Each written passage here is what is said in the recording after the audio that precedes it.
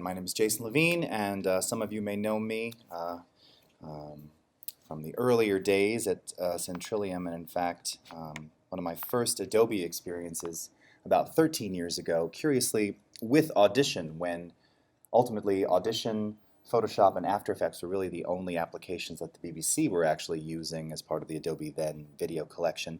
I was brought in, I don't remember the actual name of the organization of the BBC, but it was a training organization, and I did about 12 hours of specific video training based on all these different workflows that you could do in then Audition 1.0. Everything from reversioning mono to 5.1, a technique which later got used on several DVDs. I think the Best of the Top of the Pops, the 20th or 40th anniversary was one of those. And lots of other things around noise reduction and sound design and editing, and I'm going to show you a lot of those. But of course today a lot of the focus is around how it integrates with Premiere, and then a lot of the, a little bit of Adobe magic, some hidden gems. Just so you know too, I've been a recording engineer for over 20 years, and started in the analog days, still own my Revox A77 and B77, all modified and still running very well. And so this is truly my passion, and it's really great to be able to present this kind of stuff here to you today. We have an extremely dense program to try and get through in about 80 minutes. So I will encourage questions, but also please, Durin is here, knows every in and out of the applications, so if you can hold off just a bit, maybe do that so we can get through as much as possible. But I do want it to be interactive, so as much as we can do, we are filming it again, and I'll try and get through everything we can. So just very quickly, before we even get started, just to play a little bit of this back for you, as Matt said, one of the things I think that people are unaware of is that Audition is currently being used in many professional productions, whether it's short form or long form. One of the short form ones is this, I'm assuming, is this RTL, Matt? Anne's Kitchen. This is a Swiss broadcaster. It's a Swiss broadcaster, okay. So this is just kind of a look at this show called Anne's Kitchen, where all of their audio post is actually done in Audition. You're looking at their session. It's always interesting to me to see how different people work in the application, because naturally, a lot, as I was sort of investigating this and looking at how they set up their mixes, very simple, 7 or 8 channels, 2 buses for mixing dialogue and music. All of this, by the way, we have our desk here to also showcase that you can use Audition with a variety of desks. Anything that supports the Yukon protocol or Mackie control protocol, you can use to control Audition. And this will kind of give you a little look and listen at one of those. Lots of metering, lots of cool panels in Audition. The loudness radar meter, of course, is quite essential in broadcast because of all the loudness standards and everything that's happened over the last couple of years. And one of the things that I'll show you later are some of the batching capabilities that we have here to take dialogue, music, and automatically batch any number of files to conform to ITU, EBU standards, whether it's that or just batch normalizing or actually creating scripts to perform common operations. So if you capture a series of dialogue, perhaps in a studio setting, and your traditional workflow is to EQ and then compress and then limit and then pass off, rather than doing that individually, you can create a script one time. It's very easy. Scripting sounds intimidating if you've never done scripting. It's not here. It's just click and record. It's very simple. Create scripts and then leverage these scripts to do things very quickly. The other thing that I'll emphasize too is that Audition is extremely fast in its render time and its export time. Many of our competitors have sped up that workflow in recent years. We are the fastest. I don't know how, I don't quite understand how we do it quite so quickly, but you'll see for yourself. And then again, sort of a lot of the round tripping between Premiere and Audition, and different methods that you can use there. So again, I'll just play a little bit of this so you can kind of see. Very much within legal limits here, as you can see. Our video reference file. So look at our mixer here. And just to kind of show you, if I were to go over to our console here, and you'll see that as I pull up and down various faders, of course, they're interacting with the UI, just as you see. If you were to record any automation, which I'll get into later, all of this functions exactly as you'd expect. All of these buttons on any of these Yukon Mackie style devices can be customized. This one was actually just plug and play. It works. It's already certified to work with the app. So we'll get into that a little bit later.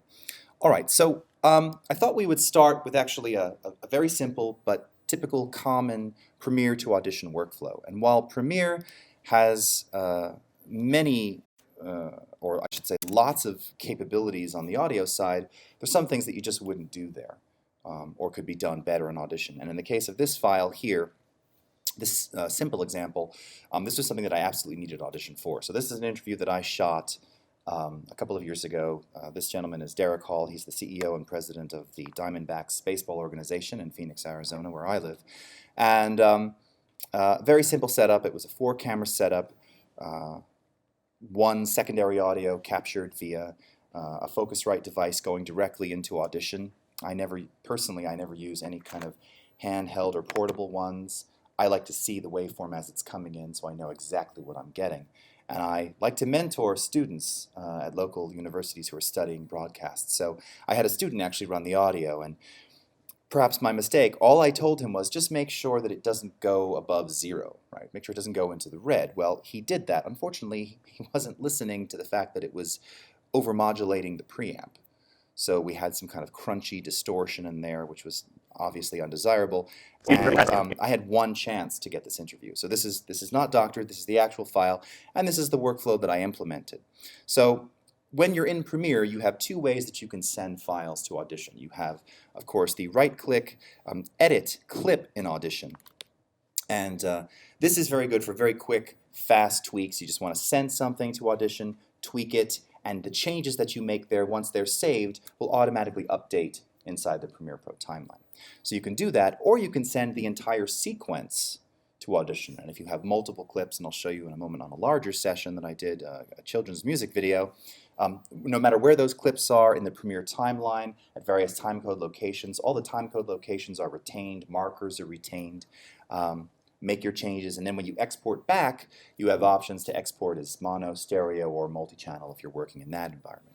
But in this case, I'm actually going to send the sequence, okay? So take a quick listen here, because you'll hear exactly what I'm talking about, some of the overmodulated, distorted artifacts that I was hearing once we played this back when we were back in the studio. So take a listen. He says the word actually, and then he's talking about this baseball player interviewing the Beatles, and you'll hear these distortions. Take a listen. Show filling in for Johnny Carson and actually interviewing the Beatles. Okay, so you can hear actually. Carson and actually interviewing the Beatles. I mean, here's a guy who got to interview Paul McCartney and John Lennon on the couch, you know. On the couch. So this was like a 10-minute interview. This happened approximately 193 times. Okay.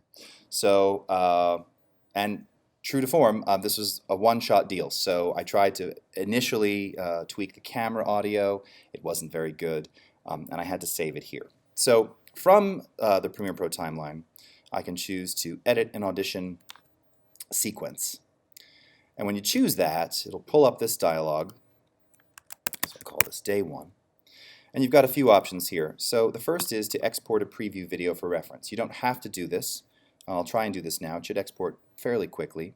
You can render any audio clip effects that are already implemented on the tracks in Premiere. I don't want to do that because I want just the raw original waves so that I can work on them clean without any effects applied.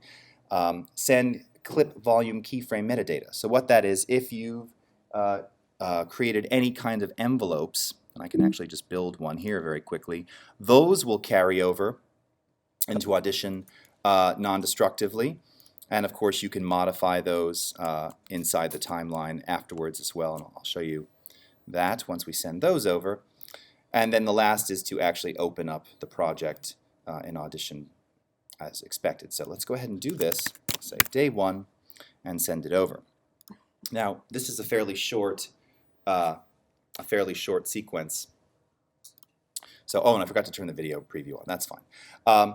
this is a fairly short sequence, but the idea here is that now we have all the flexibility of being inside Audition. So first thing I like to do, and again, many of you may be familiar with this, some of this might be repetition, but I can't emphasize enough the level of detailed statistics that we offer that really nobody does, no one else does, before you even begin. So this is the amplitude statistics panel. This is going to tell you everything you need to know, including your where you fall within the ITU loudness spec. Okay, if you're within legal range or not. So I like to run this first to see really what's happening. And again, when I looked at the files, I mean, you can already see that we've got these squared tops. This isn't good, but the student, in a learning exercise, is saying, no, man, it didn't go over 0. I listened. You weren't exactly listening. You weren't listening at all because you would have heard distortion. But this tells us that, yes, our peak amplitude is minus 1.1. All of our RMS figures, and this is something that Audition and Coolid had before. We always would laugh, RMS being an average, and you have your minimum average, your maximum average, and then your average. It's very American. Your DC offset, not so much a problem today with the kinds of devices and things that we use. Measured bit depth, 32-bit, again, natively always working in 32-bit floating point, always have. Sample rate independent, bit depth independent, always have been. The dynamic range that you're actually using, and then your perceived loudness and where you fall within the sort of loudness scale here. So again, based on EBU standards, being minus 23, we're a little hot here. We want to fix this. But we've got other problems because we've got distortions. So for this is where we're going to use the diagnostics panel. And the diagnostics panel contains 2 specific effects that we're going to focus on, actually one of them being the declipper. Now the declicker can be used for a variety of things, including things like vinyl restoration. I do a lot of that myself, but I'm a purist and I leave all the clicks in there. The declipper, however, is very useful because not only will this often be able to solve digitally clipped transients, so and think any kind of plosives and things of that nature. You've got someone who's doing boom miking and there's a momentary pop of some kind, or someone gets excited, or an excitable speaker, and you have these very sharp attacks that momentarily peak or clip the input device. Within around 10 to 12 dB, this can fix those very seamlessly. So let's take a quick listen again to hear what it is that we're trying to fix. And actually interviewing Carson and actually interviewing the Beatles on the couch. Okay. So first thing we want to do is scan the file. So again, there's a lot of scanning. Just like we scanned our settings and amplitude statistics, I'm going to scan here. And the first thing it tells me is that 44 problems were detected. Okay. So you've got some various settings that you can adjust here. Again, not unlike After Effects. And a colleague of mine, Angie Taylor, whom some of you may know, she's also done a lot of training at BBC in animation and also on Premiere workflows. Lots of user-definable parameters, tweakable parameters. As it stands, quite frankly, the defaults for this declipper happen to work 95, 97% of the time. I seldom ever change them, and I use this all the time. So I scan, I find the problems, I click Repair All, and they're fixed. It's already done. Again, we are ridiculously fast. But if you're looking at this, you're thinking, well, okay, you may have fixed them, but now clearly we are going above 0 dB. I rescan the file, and now it actually looks okay, but we're hitting the top there. That doesn't look right. Well, one of the things that we can do, because we're always working in 32-bit floating point, of course, is that we can normalize down. I wouldn't want to send someone audio that's normalized to 0 dBFS anyway. So I'm just going to normalize to minus 0.3 dB. Again, I wouldn't necessarily use that, but this is more just to prove the point that we're just normalizing down about 0.3 of a dB. Rescan, okay, everything looks okay here. Again, our loudness is still a bit hot, but this would be something we could fix later. And now when we take a listen to this. Going in for Johnny Carson and actually interviewing the Beatles. So here's the before. So undo these. Johnny Carson and actually interviewing the Beatles. And here is the after. Let's redo our declipper, redo our normalize. Johnny Carson and actually interviewing the Beatles. I mean, here's a guy who got to interview Paul McCartney and John Lennon on the couch, on the Tonight Show. It's fun. On the couch. Are you actually hearing distortion there? We shouldn't hear any distortion. I think we're clipping the input on our mixer there. So are you guys still hearing distortion? Yeah, you shouldn't be hearing any distortion. I promise you. Damn it, Matt. On the Tonight Show, it's There we go. on the couch, you know, Okay. on the couch. Okay, and just so we are recording here, this is live, not Memorex. Here it is. On the couch. So again, lower amplitude, Couch, couch, couch. highly distorted, redo, redo. On the couch, you know, on the couch. Okay, real. Okay. Just like that. Okay, declipper. Very simple. Now, remember, of course, that because this is tied to Premiere Pro, anything that we're doing here, we can now send back. And this is where it gets quite interesting. You'll notice that when I switch back to multitrack, our faders jump back to the last position where we left them. From here, now, I can choose to export this to Premiere Pro. So when I go into the export dialog, I have the option to export as stems. So we get asked this quite a bit. It's not uncommon, and I'll show you in a moment, in a more complex session where you have pieces, clips of audio on one track, right? We are not going to send back each piece by itself. If it's all contained in one track and you have 8 clips that are not together, we're not going to send back those 8 individual pieces. We will send back the entire track as a stem, okay, with the fixes implemented. You can also choose to mix down the session to just a mono, stereo, or 5.1 file, depending upon what it is that you're doing. Now, if you wanted to retain all the individual files, say for a batch, you can do that as well simply by batch processing the files and outside of Premiere, which I'll show you a little bit later. But for this, we're just going to simply send a stereo mix back. Click on Export. The export is done. Just like that. I mean, again, the export is unbelievably fast. We can choose to place it in a new audio track. Click OK. Let's scroll these up here. Here's our replaced audio. Okay. So much. You know, for me to be able to sit down with Joe and ask him All right. And, oh, sorry. There it is down there. Wrong track. about his time on the Today Show as a panelist and a reporter, or his time on the Tonight Show filling in for Johnny Carson and actually interviewing the Beatles. I mean, here's a guy who got to interview Paul McCartney and John Lennon on the couch, you know, on the Tonight Show. Okay. So, absolutely fabulous. Saved my bacon. Still, destroyed a pair of pants, but that happens sometimes. Okay, so that's a very basic, simple implementation. Now, once again, the difference with doing something like edit a single clip in Audition, here we have the camera audio. It's fun to hear those stories, and for someone who... If I simply were to right-click here, edit clip in Audition, it's going to do a render and replace. So the key, of course, in this workflow is your original is always retained. We're just swapping out the clip as it appears in the timeline. You can always go back to the original, and because this was tied to the QuickTime movie, you only need to open the QuickTime in the source monitor. There's your original program audio. You can re-sync it back very easily. So here, again, let's just say I wanted to, just to showcase, I'll just add a reverb to this. So we'll just make it somewhat large so you can hear the change applied. With Joe and ask him about his time on the Today Show. Okay, so let's just go ahead and apply that like this. Save it. Okay. Now I don't have to send anything back. When I go back to Premiere, you just saw the little timeline sort of refreshed right there. Go ahead and hit play. For someone who had worked with Vince Scully, who's a dear friend of mine, or Kurt Gowdy. Okay. The changes are instantly applied. And again, the original still exists because the original file is untouched.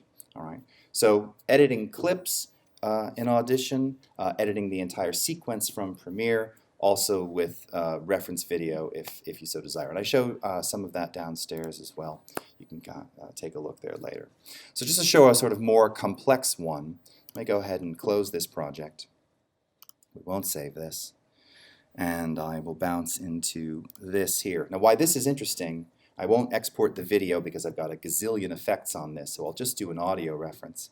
But what's interesting here is that there are lots of various pieces of audio, and this particular music session that I was doing didn't start at 0. It started in the middle of performance in the middle of the timeline. So again, emphasizing first and foremost that for quite some time now, I think since CS 5.5, we supported broadcast WAV with time codes. So this is all supported in Audition as well. And again, and retained when you send these things over from Premiere. So if I were to do the same edit in Audition sequence, call this JPM multi underscore BVE, I will not do the preview video.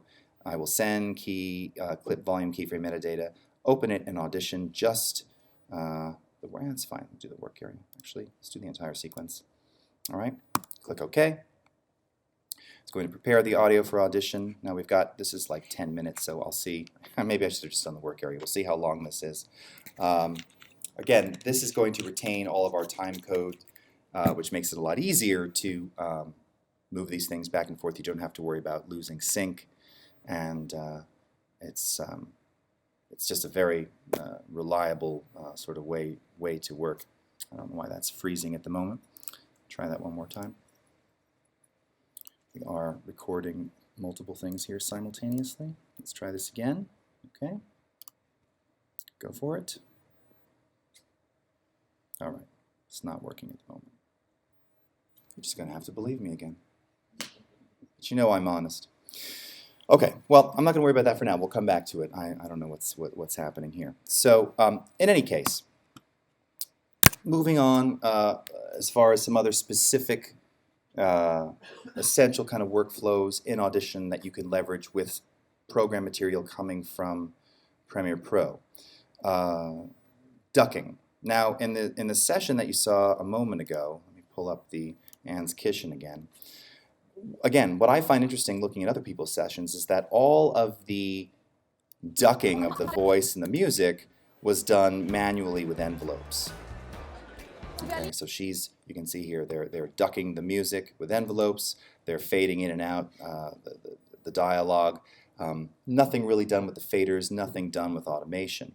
As mentioned, if we actually wanted to automate something like that, it's as simple as turning those faders or putting those faders into write mode, hitting play. Now as I move and modify these faders, and I'm just doing this very simply, go ahead and stop that. Rewind it. You're seeing here, but everything is just as I captured it. They didn't do it that way. You might like to work that way. They did it all via envelopes here. So you can do that, or one of the things that we added, actually I think back in CS6, which is one of those slightly unknown, not necessarily discoverable features, is sidechain ducking. So anybody who's worked in the analog, certainly old school analog domain, which is where I learned, very common process. Now, natively, we allow you to use our dynamics processor, which for our Cool Edit users, that's the traditional dynamics processing effect that we authored. Very analog sound, very analog characteristics. This is the one that you can use to do any kind of ducking. So if you take a quick listen to this, now we're not allowed to show the video here. This is a piece that a friend of mine and I composed for a Hot Wheels promo, and actually one of your local current former BBC engineers, a man named Jerry Ibbotson, who lives up in York, good friend of ours, did all the sound design. So take a quick listen to this. Red Ryder, I trust you got some sleep last night. I'll take that as a yes. I think we have something you might enjoy. So in that case, that's actually all done via sidechain ducking. And I'm going to show you now the process of how you set that up. So if we look here, we have a bus that's been created where I'm busing all of the music. You don't need a bus to work with the sidechain, but because I have all of the individual stems here of the music, it just made it a lot easier because I want all of the music to duck every time the voice track comes in. And the way that this particular session was laid out, all of the voice, when it was sent to us, was comped into a single track. So you could Red Ryder, I trust you got some sleep last night. even have different characters on here. Wait a second. Play that back. He was supposed to jump that plane. So everything was sent to us comped into a single track. So what I want to do, of course, is have the music duck automatically every time the voice comes in. So that's done via the dynamics processor. So what you can actually see here, I'm going to remove this just to kind of show you how this all works. So first and foremost, amplitude and compression, dynamics processing. Now, I used to really love using this effect. The one thing that I think some people find a bit daunting about this is that, well, first and foremost, it doesn't have any gain reduction metering. So I was brought up on using a DBX 160 and, of course, URI 1176 and other things. Meters. There's no meter on here. There is the graph. I told you I've been doing this 20 years. I remember using the very first version of Sound Tools, Sound Designer 2, Pro Tools 4-track, 8-track, Mix 24, all of those things. 20 years later, not afraid to tell you, I still don't frankly know what to do with this graph. I despise this. Sonically, however, this effect is amazing. And we've created a whole bunch of presets really to make it a bit easier. Now, when you look in the actual settings, it is all of your standard settings here. You have your input, your attack, your release, peak or RMS, your gain processor. You can do band limiting. So here's how you can do, if you're trying to say duck things at specific frequency or not. You can see down here under band limiting, you can set your range. Very nice. Again, triggers and things that you used to do in the old analog domain, you can perform here. To set up the sidechain, however, it's as simple as enabling this for sidechain input. Okay, so we're going to go ahead and set it. In this case, the input's going to be mono. You've got your settings here for your effect input and your effect output. You can reset the routing. We're just going to leave these at the defaults. And then you actually choose or set the compressor limiter however you want. Now, I've created a preset here called Duck the Music, which, again, if we look at the attributes here, you can see how the ratio is set and threshold. Set this, place it on the bus, come over to our voice track, and here, basically, the way that this works is you're going to use the sends to trigger the sidechain. So here, under Send 1, Sidechain, Dynamics Processing. Okay, so go ahead and turn this on, enable this, solo these two things here. And now when I play this back, I can actually close this dialog. You should hear that the music ducks below the voice. Red Rider, I trust you got some sleep last night. I'll take that as a yes. Now, the more you increase the send level, I think we have something you might enjoy. the more it's going to duck the music. Let's run this back a bit.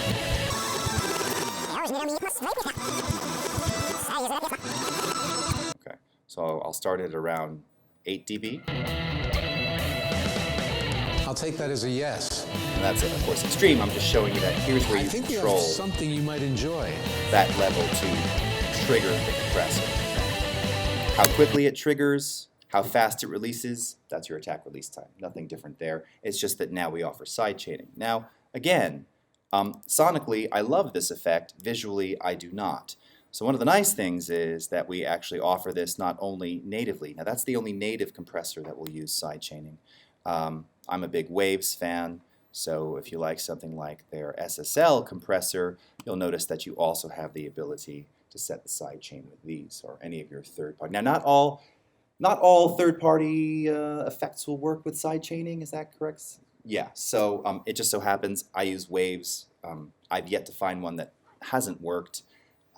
Just being open here, that it's not supported in all, but a lot of the very popular plugins out there will work, and it's the same process. So third-party or native, this is a much faster way, particularly once you get comfortable with the workflow, to set aside chain input for doing basic ducking without having to do manual enveloping. Yes? Are the presets and the settings on the effect inserts, are they dynamically automatable or are they snapshots for the session? Are the preset, I'm going to repeat, could you repeat the question again? Are the presets and controls of your effects inserts, Yes. are they dynamically automatable? Yes, so the question is, are the presets and the controls dynamically automatable? And the answer is yes, they are. So if you want to modify a particular parameter of an effect, let me go ahead and I'll just I'll add something to a single track here just to make it a bit easier to see. So perhaps we'll come into our drum track here. So if I expand the drum track and go ahead and twirl down this panel here, you'll see that you have the options to show envelopes. Okay. When you go under show envelopes, you will now see whatever effect you have applied on that particular track, all the various parameters, and those parameters, if I wanted to say adjust the decay of the reverb, I can modify that here. So this is the decay, and you'll see it's milliseconds. So as I, let me zoom so you can see what's happening here. As I'm dragging the envelope up, we're increasing the decay of the reverb. So we can set a number of different points here. All right, now let me go ahead and mute some of the other instruments so that you can actually hear the reverb increasing. I know you get the idea, but I want to let you hear it nonetheless. Get rid of these guitars. Now this can get a bit hairy if you're modifying a lot of these parameters, but that's how it is sometimes, and yes, I do this a lot, particularly if you're trying to do sound design in very complex mixes. So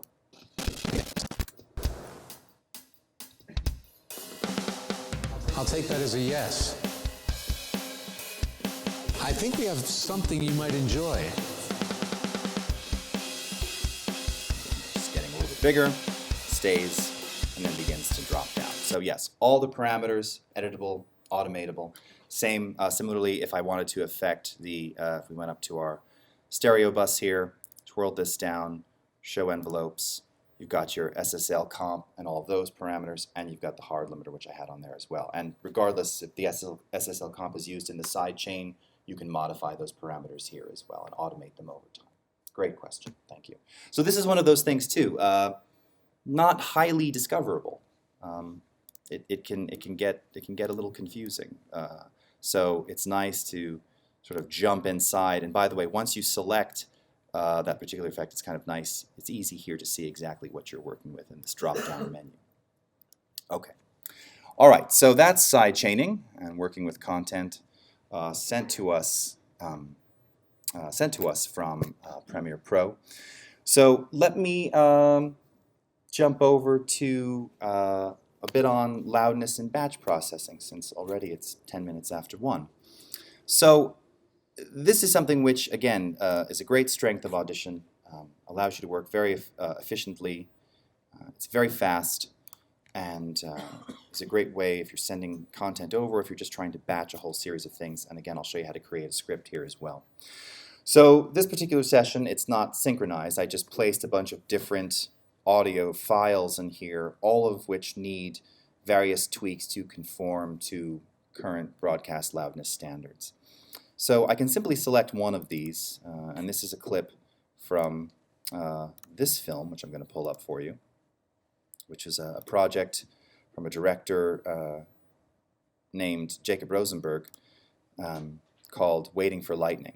And all of the post-production, all the editing, all the sound was all done entirely in here. So let me go ahead and, oh, I don't need that in Premiere, I need it in this application. Go ahead and just show this to you real quickly so you can kind of see. Oh, let me just open the session, that might help. Here we go. Open session. Now this is, again, this has the video reference. This will have all the various audio that was done to create this, all living here, all the various envelopes. But this particular session had a lot of problems. It was super hot, not mixed to broadcast standards, so they actually had to do a lot, well, so they thought, to bring it into line, but in fact, once we showed them this, they didn't. So just a quick look and listen at this. I don't know that a lot of people really get Danny Ray. He's done it all so much to where he had to create something completely new. In order to achieve greatness, you have to go through a lot of pain. Doesn't matter how successful you are, you have to keep challenging yourself. You have to keep doing it. So that's, I just forgot his name. What's that dude's name again? Tony Hawk, thank you. Tony Hawk. Yeah, as you can see, minus 13. Nope, not gonna fly. So we need to correct that. So that's what this session will illustrate here. So we can start with one of these files, and for this we're going to start in the match volume panel. Now this has been around again for several versions, not highly discoverable, so let's go ahead and just select a series of files. And here, first I'm just going to close that other session. We don't need all of that media in there. I'll close that session and its media, leaving the other session untouched. Okay. And I'm going to select all of these clips and drag them into the match volume panel. And when I do that, you'll see it is once again analyzing all of the audio content. And if I just shrink this up so I can zoom in for you, so you'll be able to read that a bit better, this is effectively going to tell you all the attributes of these files. So again, first, it's ITU loudness, measured in LUFS, couple that are within legal limits, a couple that are not. Your RMS, your actual peak, not uncommon to receive files, again, that are clipped or have peaks above 0, the true peak as it relates directly to LUFS, loudness perceived in percent of digital clipping. So these need some work done. So down below, you'll see that we have a match to field. So here's where you can choose to match to the ITU loudness standard, total RMS, file total RMS, peak amplitude, true peak, loudness, or perceived loudness. Okay. Many of these are sort of fairly similar.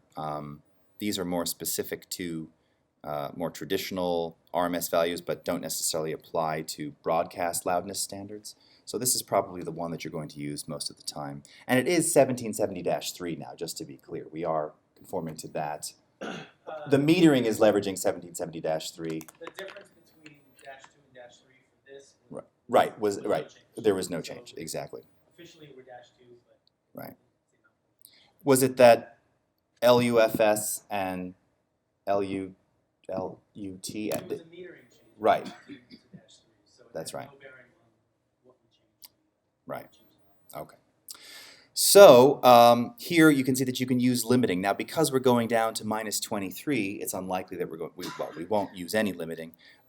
Where that really becomes necessary, I do a lot of music productions, so obviously things that go to iTunes are not -23. A recent album that I ripped into here to analyze was the RMS was -2. Right, I mean that's kids, you know. Whole generation of premature deafness, but that will happen with earbuds. But in this case, we won't use limiting, but you can leave that enabled, it won't hurt. Let's go ahead and compute the average. Let's go ahead and process this now so we can run the process down below. All right. And we're done. Okay, just like that. So here it's going to tell you all the modifications that were made to those files. Okay, you can now see that they are all measured within broadcast standard, true peak, perceived, etc. Okay. Now think about working on a Premiere project. You don't even have to be in Premiere. You can simply just drag the audio from a bin into Audition, into the match volume panel, run this, just save it back to where it was, right? Just save all. And when you reopen the project in Premiere, all of your audio is conformed to proper standards. Okay? This can be used for any number of things. If you're trying to match between different dialogue takes, if you're trying to match music and dialogue, not so common, but you might.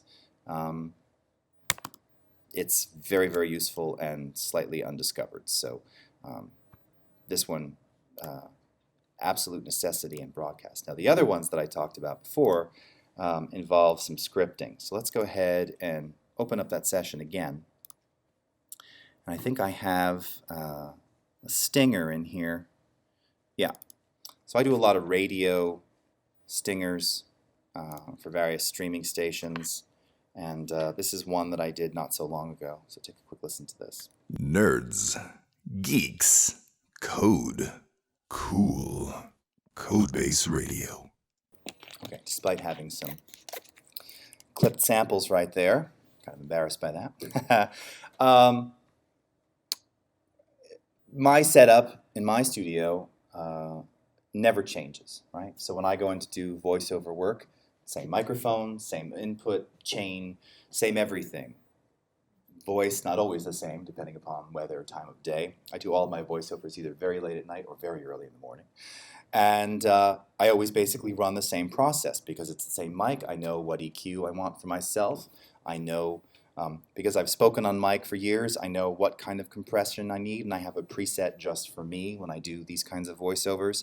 And because I know, in this case, whom I'm delivering it to, I could have a limiter preset or something, any kind of effect set. And I might want to run those three things before I send them out. And as mentioned, to run those three things on multiple files, it's just, you're wasting time, right? You can do this with a script, create the script, and then just batch process all of it. So we're going to do that, and I'll show you how to create it. And basically, you do it by recording a favorite. All right. So to do that, we're going to start recording favorite. And just to read this here, favorite is currently being recorded. You record one or more operations in the waveform editor. It's a single command that you can access from the favorites menu and run on multiple files as part of a batch. You can capture operations, applying effects, adjusting gain, inserting silence, fades, etc. To stop recording, you just hit stop recording under the favorites menu. That's it. So again, it's scripting without the scripting part. So let's go ahead and click OK. So maybe the first thing I do, again, is do something like a normalize. So I can come in here, normalize. Let's normalize to -6. Okay, so I'll normalize to -6. Then I might come up here and I might have a particular EQ that I like. So again, just to show some third-party stuff, see, I've got these red ones mimicking the old EMI red consoles. I'll just use one of my standard SSL EQs. Let's go into the G channel, and I can choose something like this preset here, apply it, and then in the end, perhaps I might add something like a multiband compressor. So I just pulled this one up to show you this again. I'm sure many of you are familiar with this. We licensed from Isotope. Very nice analog sounding characteristics. What's really nice about this one in particular is that it has a very good sounding brick wall limiter. Go ahead and choose our broadcast preset here. Apply it. All right.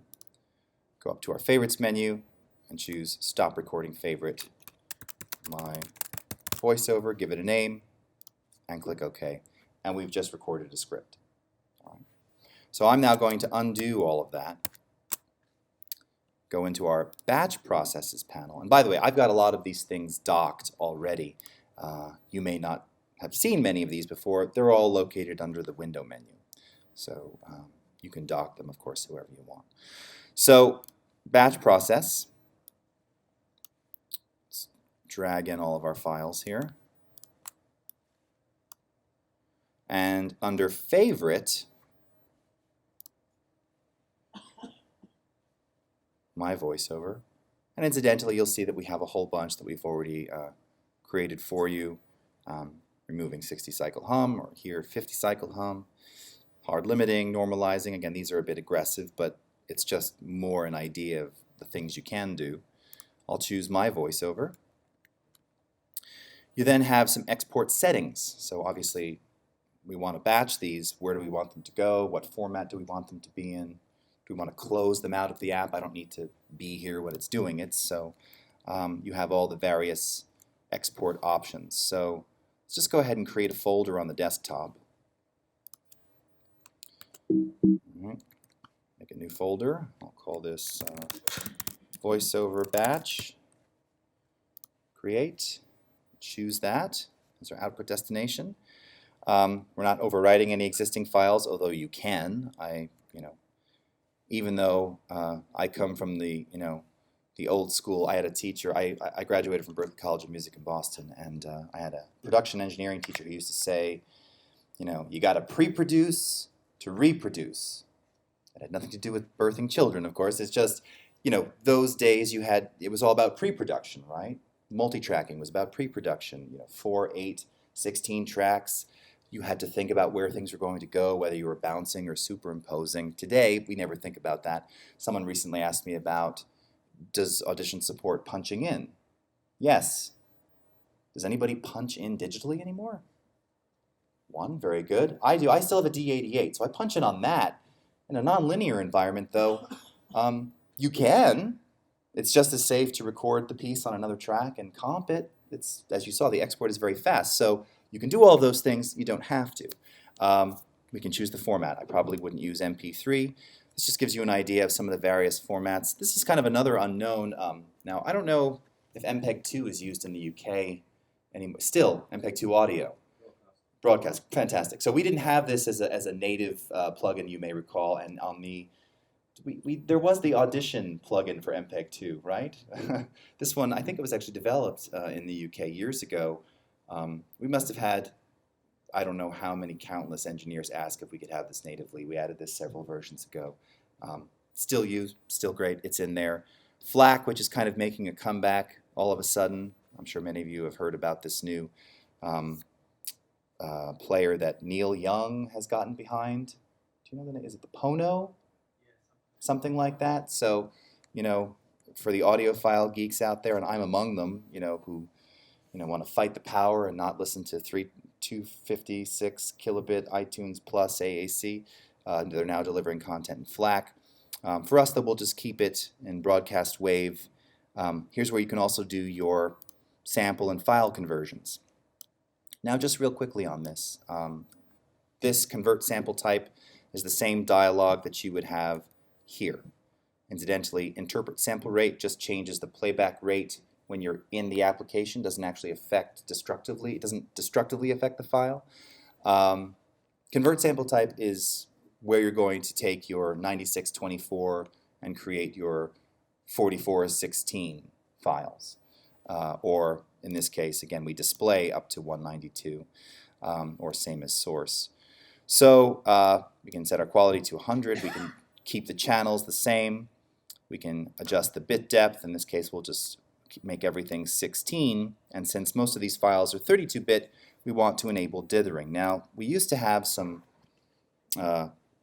white paper comparisons out there on our dithering algorithms. And again, as a Pro Tools user, as a former Nuendo user, as a SoundForge user back in the day, or tester more like it really, and if anybody remembers Wavelab, which was a really fantastic editor too around the same time, our dither is, to this day, unbelievably transparent. I've honestly never really heard, whether on very good Genelecs or Meyer sound speakers, anything that sounds better. There may be comparable ones. I've yet to find a better one. So much so that I never use noise shaping. And noise shaping is kind of something which feels kind of last decade anyway, but I don't use it. I don't need it, and our dithering algorithm is truly magnificently transparent. That's not me as a salesperson, that's me as an audio geek telling you. So this is very good. So this is where you can modify all of those settings. So we changed our sample type. New sample type is now 48K 16-bit. So we can remove the files upon completion. We can close the files upon completion. And if there's any markers or other metadata, all of that will stay with those files, right? So, and just on that, actually, before I even run this, the metadata panel. It's a good segue into that. So lots of stuff has happened in the metadata panel over the last couple of versions. I'm sure you're all familiar with it. I'm just sort of pulling it up so you can see. Again, you've got your standard BWF information, your ID3V2, IXML, RIF, CART, I don't know if CART is only US based. Do you guys use CART chunk here, anyone? No. Does the US even use CART chunk anymore? Still, yes. That's why it's back in, right, okay. Damn. All right, anyway, and XMP. And XMP, of course, is the metadata standard that's throughout all of the Adobe applications, which is now fully searchable in Premiere Pro as well. So it's really nice, particularly if you start implementing Prelude as part of your ingest solution for audio and video files, capturing in the field. Any custom metadata that you apply there, once you begin your edit, is fully searchable inside Premiere Pro. And that's as of CC 2014 October, I believe. So that's really a fantastic addition. And by the way, once you populate one of these fields, like fields will automatically populate. You don't have to type in the name here or the artist and redo it again in Riff. It's going to carry over across these various tabs. So let's go ahead and run the batch. All right, so here we go. Run, and remember, it's going to remove all the files when it's done. Now we've only got 8 in here, but just as you saw before, it will astound you how quickly it runs the batch. Oh, and of course it's applying the favorite, right? So it's applying the script that we applied, doing all those operations, and we're done. So if we go back to our desktop, or in fact I can just use my media browser, go to our desktop. I can pull up the folder that we just created called VoiceOver Batch. Here's all of our files. I can turn on our autoplay, and as we select them, now this is music. It's more music with a fade in, I think. Nerds. On from that part of that. Exactly. Well, Joe's got so many. On from that part of that. Okay. You get the idea. They all sound roughly the same, but as we saw before, all measured the same. Same presets have been applied. We can even pull some of these in. Let me just go ahead and do that. All right, turn this off. All right, come over here, run our amplitude statistics, scan. All right, take a look. You can see there. All right, that one, this one, that one. Oh, that's the session. Okay. So batch processing, creating scripts, something that I mean, could you see yourselves using this pretty frequently? Yeah, it's quite useful. Okay, let's see. We've got about 30 minutes left. Any questions on that? One question, yes. If you batch process in a big timeline and you send them to a folder, but those still then appear back in the timeline, affected. Yeah, so if you don't close them, yes, they would appear back. So I closed them, which is why you're seeing the session empty. And they're copies of. So you can overwrite, or in this case, those were copies. Yes, exactly. So, but because I closed all existing files, it left me with unlinked media here. So yes, they can be totally independent. Just maybe jumping to something you're going to cover later on. Yes. It's about batching. Yes. For annoying reasons, my separate sound recorder usually records things too quietly out of my very good microphone. So I have to, in Premiere, move everything into Audition, push everything up that close to 0 dB. Right. It drives me nuts. Speaking of batching, is there a way that I can do it? And could I make it just below 0 dB so I'm not so close to it? Yeah, absolutely. So, I mean, again, now from Premiere and then bouncing it into Audition. So yeah, so so the easiest way to do that would be probably to send the sequence, because all of the audio pieces would be there. And then if you wanted to go, I mean, we already have presets here for normalized to say -3. Now, of course, that's peak normalization. That's not. That's probably what I want. Yeah, that's not loudness, but that's fine, right? Because you haven't processed the files yet, and then you could send them back as. So I could chuck all my 36 into a fake sequence, as it were. Yes. Shove them all, and then when I want to actually use them in real sequence, it'll all be done. Yes. Yes. Or as I mentioned before, you could simply import them directly here, run the batch, save. If you wanted to overwrite the originals, or just copy them elsewhere, and then open up Premiere and both would work. relink. Both would work. There was just someone the other day was telling me they actually, I'm not sure I completely agree with this, but they were doing it nonetheless. Were using the loudness correction across all of their files before they start editing with them. Right. You know more or less it's kind of there. It's kind of there. Check it at the end. Right. They did all their loudness processing to patch before they can start. Right. Which is legitimate. Right. I wouldn't necessarily do it that way, but I'd probably, yeah. Having sat on loudness committees, I don't understand why anybody is batch processing individual clips for loudness. Yes. I don't understand. Yeah, There is absolutely no point. Nope. No, absolutely no guarantee of getting you a Nope. Yeah, so again, that's right. There's But- absolutely no point whatsoever. Right. Not that I would do it, but Similarly, there's no point normalizing everything before you go into a mixer.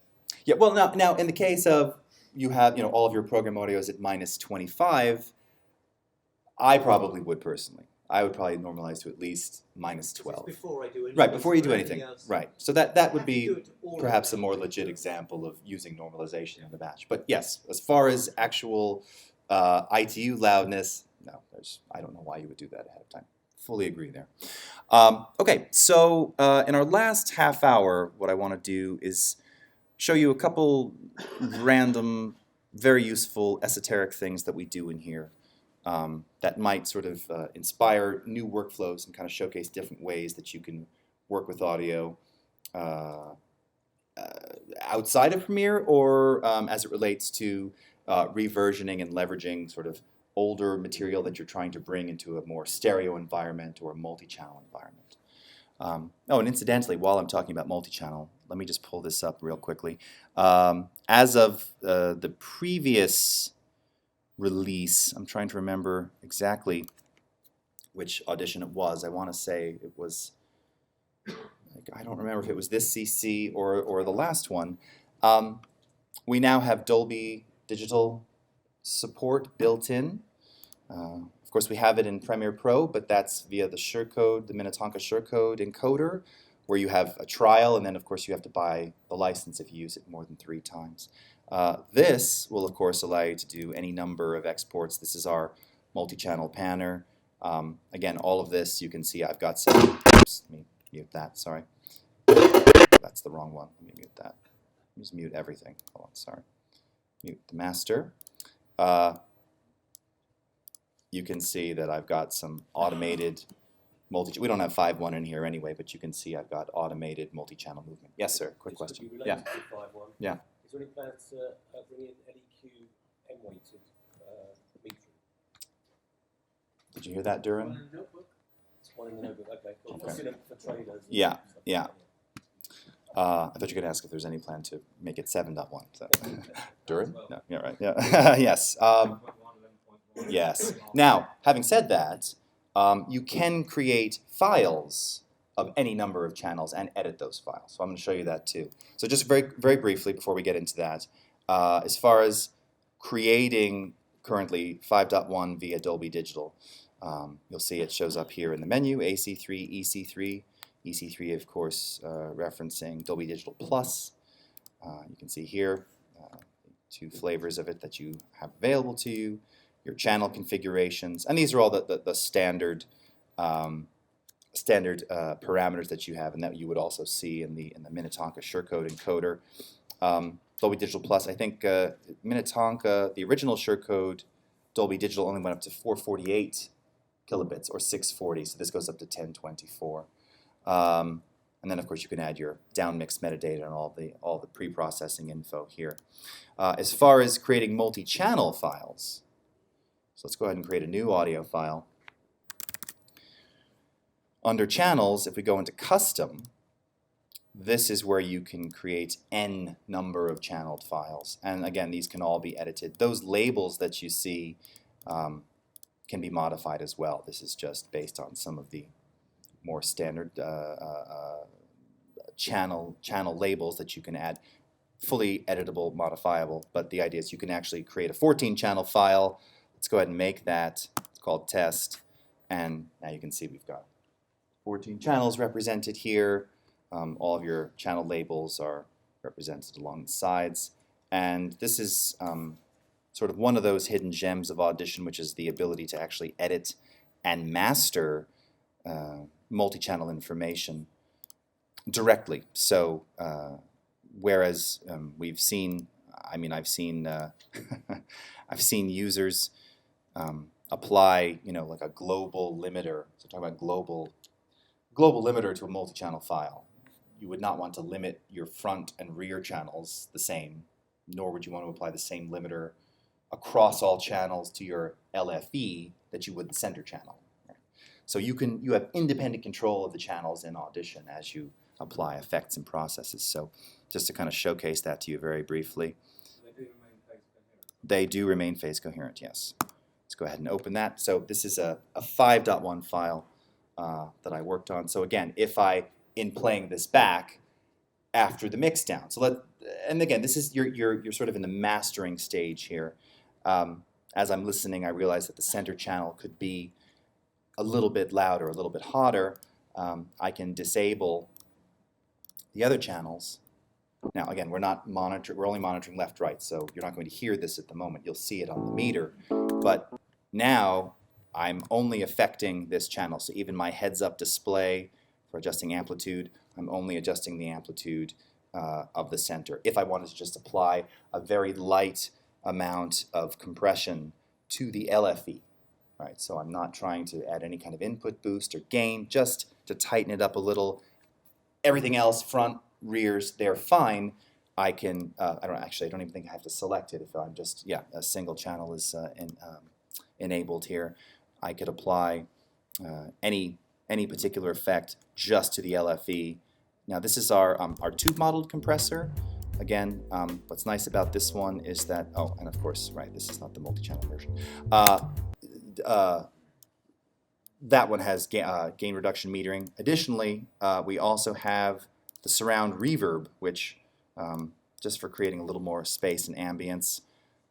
This was actually introduced, I think, in Sound Booth, right? Multi-channel reverb. Oh, was it the rewrite of Audition? Okay. So this is, again, a really nice sounding reverb. What's particularly great, all of these impulses were newly created, I believe. Very organic sounding. This kind of just gives you an idea. Again, you won't be able to hear kind of the benefits of all of that, but we've got a lot of wet-dry control here. It's a very nice metering, multi-channel metering. And, as opposed to just doing sort of a global fade in, fade out, you can see that you have nice independent control of each channel and still sort of retain that multi-channel interleave wave or what have you. And again, you can import any number of channel files and build multi-channel files that way. Okay, so just on that. Now, if you don't have multi-channel, so one of the things that I worked on at the BBC years ago, back when I was hearing so much about reversioning. I mean, we still do this, but again, taking archive material and kind of bringing it up to modern day standards. And at the time, in 2002, it was all about content going to DVD. This is several years before Blu-ray, so everything was still effectively standard definition. But a lot of it in mono, a lot of the top of the pop stuff. In fact, I remember, and I'll just say this because it was so cool. I mean, they gave me some of the examples I was using. It was, or maybe this isn't so cool. I don't know. I thought it was cool. It was George Michael and Wham doing, I'm trying to remember what song it was now. No, it wasn't Wake Me Up Before You Go Go. It was one of the later ones, but Top of the Pops, and it was mono, right? Even in like 85, the audio was mono. So they wanted to create stereo from that. And yes, there's lots of plugins that do that, and you always typically run into phase issues with that. It's a nightmare. Similarly, there's other plugins that will automatically make 5.1. You're not really going to have discrete information if you're reversioning mono to 5.1, but you can create the essence of space and depth. But how do you do that? So we have a filter in here called the frequency band splitter, which effectively allows you to separate a stereo or mono file into individual bands that you can then control independently, process independently, and then place in space, 5.1 space, independently, and create that kind of immersive sonic experience that they were looking for. So the frequency band splitter is contained under the edit menu. Go ahead and pull that up. And it's a very sort of friendly dialogue. Now, we had this in the older version of Audition, Audition 3. It wasn't quite as pretty, but the process was the same. Got a couple of different presets here. So again, if I wanted to kind of break this out into a standard sort of 3-band, 4-band, or 5, I'll just go ahead and choose the 5-band scenario. All of your cutoff frequencies, of course, are editable. So what this is going to generate from this stereo file that you see, it's going to generate 5 files, one 0 to 40 hertz, another 40 to 120, 120 to 3200, 3200 to 7500, and 7500 to 22K. All right, let's go ahead and click OK on that. Of course, you could modify these however you like. Click OK. It creates those files, and if I were to call up my multi-channel session here, I'll just get rid of these for the moment so I can place the new files in there.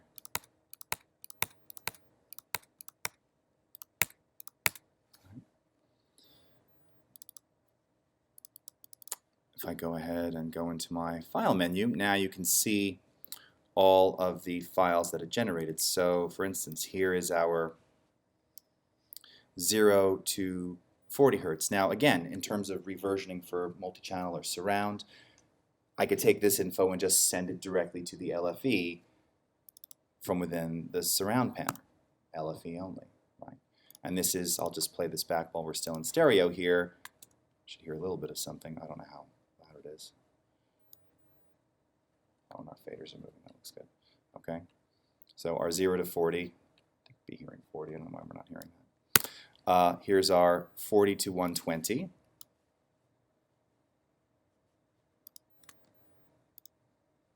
I'm not hearing anything. Oh, I was muting the master. That's why. Sorry.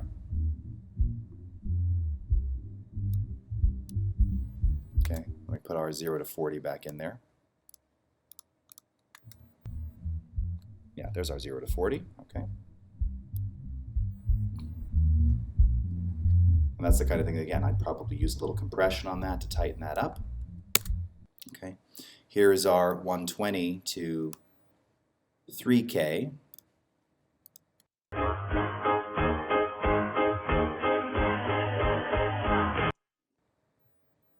.3K to 7500 hertz.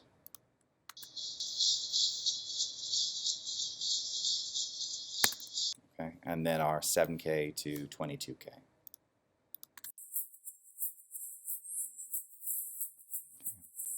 And then, of course, what you can do is you can start to carefully, selectively pan and apply different levels of ambience and reverb to kind of create this space that didn't exist from the mono or stereo master. And this can be used for a number of different things. It's very fast. It's very easy to modify. It takes a little while to kind of tweak and play with, but it can be used for very dramatic results. And I've created some pretty, again, you're not going to have guitars discreetly in the left rear and pianos in the front left discrete, but you can create space and depth and again make it a bit more immersive. And in this era of the Oculus Rift, immersive is what it's about, apparently. So, all right. So that's the frequency band splitter. Okay, let's go a little bit into some noise reduction and spectral editing. And then we will close up shop and I will run downstairs and talk a little bit about Premiere Pro. So for this last bit, how many of you are not familiar or have not used the spectral frequency editing much in Audition? Have not used it much in Audition? No? Okay. But you've used spectral editing in other applications? Yeah. Fine. Okay. Yeah, perfect. All right. So just to kind of show you a bit here, and I can pull up a couple of examples. So this is actually something that I did several years ago. There was a post house in Soho called Art of Noise. Are they still around? I don't know if they're still around. Maybe. And there was a guy in there whom I knew long ago who was working on curiously, the DVD of the Wesley Snipes film Blade Trinity. So they were doing sort of the behind the scenes of Blade Trinity, and he was doing all these outtakes. And naturally, being kind of the raw materials, they were raw and a bit of mess. So like this was one of the scenes that needed to be cleaned up. Action. Detective Connors. Are you starting to connect the dots? Put the pieces together. Is the pattern starting to emerge? So all this noise, I mean, all these things going on. And they had tried whatever they were using at the time, could have been Sadie or something else, but the noise was only one part of the problem. The other problem was you've got sounds that are overlapping other sounds, and they had to remove all of those. So to do that, we used a lot of the Photoshop spectral painting tools that we've had in here for really since the beginning of Audition, and it originated in Cool Edit Pro. So let me go ahead and open up a bunch of these and kind of show you, if you've never seen the workflow and what it actually looks like, you'll be able to do that now. So I'm just going to pull some of these up.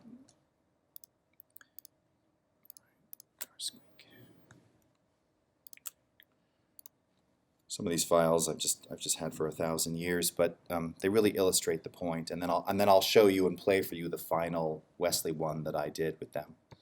So basically, this works like most of them work now. One of the key differences is that again, we have all these various Photoshop tools, and you can see up above we've got everything from the paintbrush to the spot healing brush. We've been doing sort of audio healing since 2000.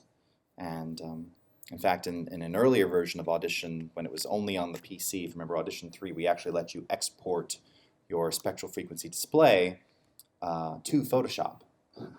And you could actually modify it in Photoshop and then send it back. And there was a guy recently who did a bunch of artwork based on one of our phase analysis panels. There was another guy who did crazy sound design using this very technique, literally painting in Photoshop, bringing that painted spectral wave back into Audition. And, you know, I wouldn't say it was musical, but I guess it was art nonetheless. It was sound art. So this functions very similarly to the way that all of the others do, with one fundamental difference, which is that you really have a lot of control over making frequency-specific selections with different tools. And we also have not only standard sort of subtractive style noise reduction, and we also have adaptive noise reduction, but we also have something called spectral decay noise reduction, which rather than simply subtracting noise, will decay noise over time based on the amplitude of your program material, which is really great for things like anything that exhibits tape hiss, or when you're trying to preserve the noise and you simply want to attenuate rather than subtract, right? When you subtract noise, that's where you run into artifacts and robotic, metallic kind of sounds, and we don't want that. So the process is very simple, just to kind of show you, illustrate here. That's what that sounds like. You know, you saw the waveform, it's a bit of mess. Here we can see that this was generated in the UK because the fundamental is at 50 hertz. We want to remove that noise. We have to find a place where only the noise exists, and we can actually see that there's something underneath it which happens to be talking. So we just need to find a section where there's no talking, collect a sample, and remove it. So I can do just that. I can make a selection like this. I can capture a noise print. I can come into my noise reduction panel. Now I want to also say we have noise reduction in Premiere Pro, which actually is quite effective. The maximum reduction, however, is only about 20 dB, which should be enough, but you don't really have any control. Sort of, you have a threshold, and I think you have an offset, and that's it. And it's very good for some things and very not good for most things. This one and the various flavors of noise reduction that we have, and again we have noise reduction, hiss reduction, adaptive, can be used in multiple scenarios across different types of files and scenarios, and generally produce really compelling results. So here, but it's always seasoned to taste, right? Noise reduction, not a guarantee. I wouldn't say it was. Some things can't be saved, some can. So just to illustrate again, I took the sample, I'm going to select the entire file. I'm going to just reduce this noise 100% for this example, just to showcase that there was something underneath it. Now I want to subtract the noise, so for that I'm going to make sure that I set my spectral decay rate to 0. When that is at 0, you are subtracting noise. Once you start implementing spectral decay, that's where you are decaying the noise based on the amplitude of the program material. But we don't want that here. So we're going to set it at 0. I'm going to click apply. You can see that all of the lines of noise are gone, and the reason we couldn't hear anything underneath it was because the amplitude was so low. So we'll probably actually be able to hear it in here now. If amounts were deferred under a tax-sheltered annuity plan or an eligible plan of state or local So government. again, here was the before. I mean, it's just how it is. That's to illustrate the point. Okay. So in the case of something like this, and this one is so old, don't hate me, Duran, but it illustrates this beautifully. This is actually something that we had to do. This was actually created this way. We have this squeaky door scene. I hate this one, but it just works, and you can see it. So take a listen. Okay, showing this file for 10 years because it works. We have a squeak. And we can see it appears on the left channel, and it's right there. Now, again, how do you get rid of that? Well, you've got a number of different ways that you can get rid of it. One of the easiest ways is to take something like the lasso and select it. Now, what's cool about this, and I mentioned this before, is that when you make a frequency-specific selection, there's a checkbox in your preferences by default to only listen to the frequencies that you've selected. So because this is only occupying about a 200 hertz range, hovering around 2K, I can attenuate this, let's just attenuate it 90 dB, it's extreme, but it's not going to leave a really noticeable hole, particularly given how quickly it goes by. So here's before, and here's after. Okay, very simple, right? Done visually. You also have the ability to use the healing brush and actually paint to heal it out. Now, the difference between healing and complete attenuation is that, not unlike if you've ever used the spot healing brush in Photoshop, this is going to be far less aggressive. It also might take multiple passes to get it just right, but it's not leaving the hole, right? Just like with the images, it's kind of analyzing, let's use pixels as the analogy here, to give you a more transparent, a more unnoticeable removal. Now again, the duration of this is so fast, your mind isn't going to perceive that as a whole anyway, also because it's such a small frequency range. But using healing, oh, no, it's got a selection there, sorry. Using healing, remnants there. So you could just kind of keep painting just as you apply it to blemishes on a photo, right? You can, and then of course you have different settings. You can change the size of the brush. You can again paint directly, and then you can use the opacity acting almost like a wet-dry mix. The other nice thing about painting here, or making frequency-specific selections, is that you can also apply effects to a specific range.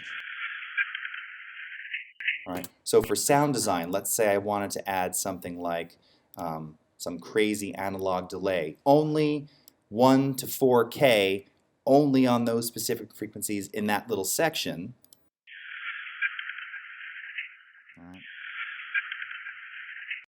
All right, so we could add something like that. I'll increase the feedback a little bit more. I'll increase the spread. All right, increase the wet here. Apply that.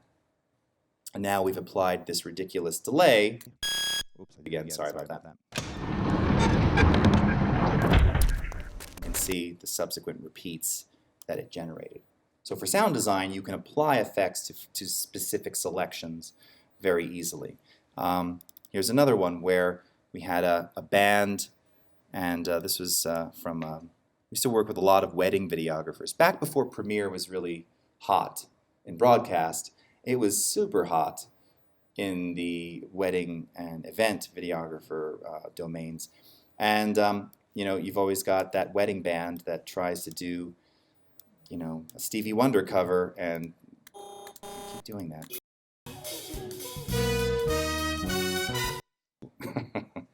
Awful. I can't make the playing any better, but you can hear there's that horrible bit of feedback right there. So this might be a case where, yeah, we just might attenuate that ever so slightly. Just soften it. I mean, the band is so bad anyway, but you know. But the which was loud, is now gone. Found visually, okay?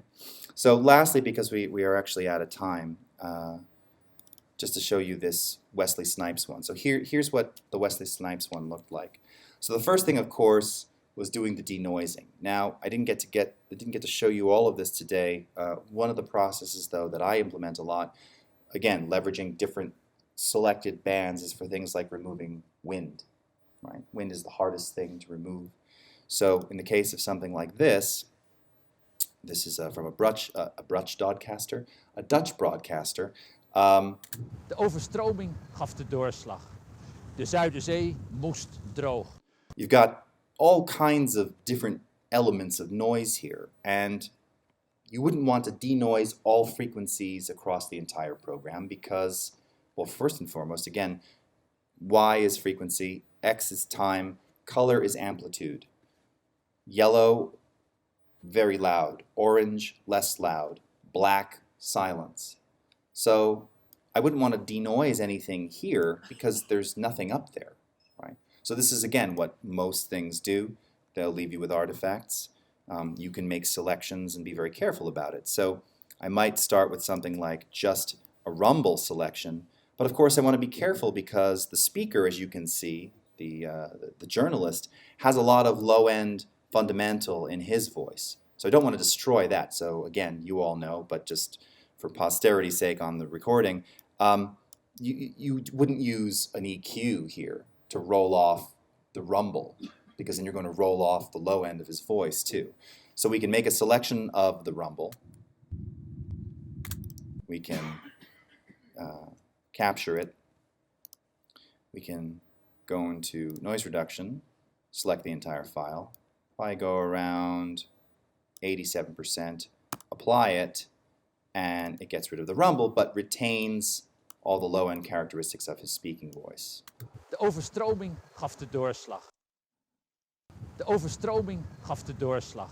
Okay. And then I would go in and again start treating the mid-range, and this is an area where you would most likely use spectral decay because this is the hardest stuff to remove. It's also right in the range of his speaking voice, right? All the fundamentals are right there. So we wouldn't want to subtract that. That is where we would actually do something like using a little bit of spectral decay. But just to kind of show you the whole gamut using all those various techniques, this was the original Wesley Snipes bit. Is the pattern starting to emerge? So here was the denoised version. Is the pattern starting to emerge? Okay. And by the way, the emerge bit that you see there, that was just me healing that clapperboard. Merge. So I zoomed in like this. Merge.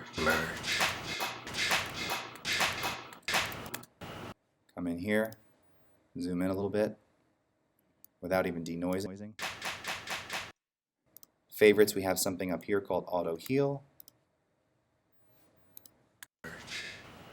Is the pattern starting to emerge? Okay, again, you could finesse it a bit further.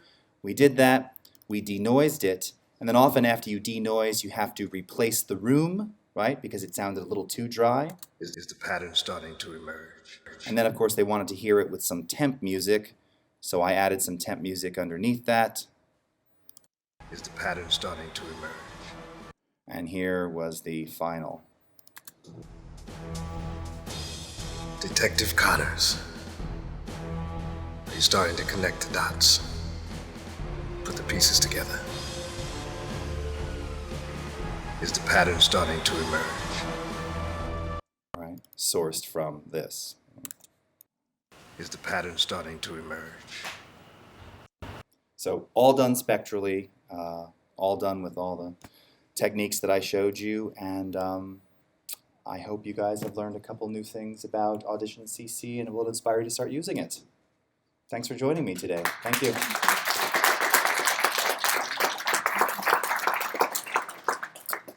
If any of you have other questions that you want to follow up on,